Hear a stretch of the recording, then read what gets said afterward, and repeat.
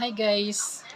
So ngayon ay ipapakita ko sa inyo ang aking na-save na money for the year 2025.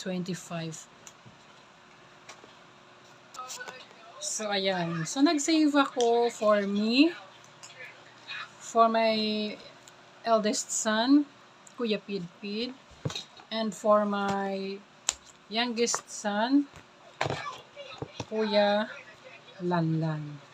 So, paano nga ba mag-save guys? Ganito lang yan guys.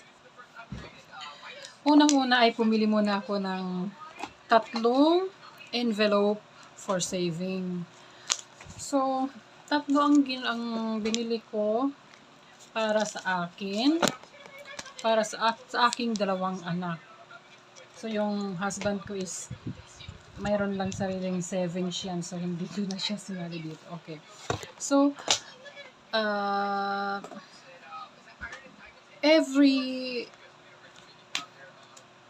sahod ko is kumukuha ako ng 3,000 pesos sa aking sahod.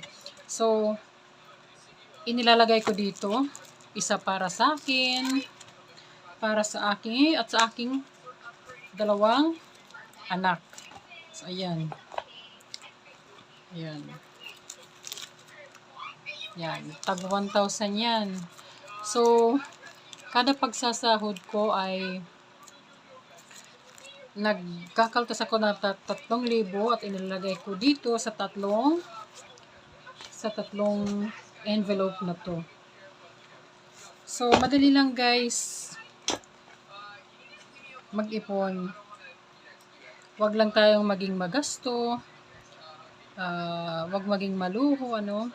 So, kung ano ang necessities or needs natin, yun lang po muna ang ating gastusin. Lalo na po kung ang sahod natin ay hindi naman masyadong kalakihan na, as we all know, syempre, di ba, hindi na sa atin bago yung mga loans.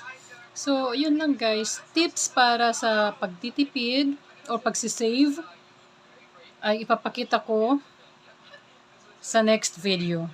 So, ipapakita ko sa next video kung ilan nga ba ang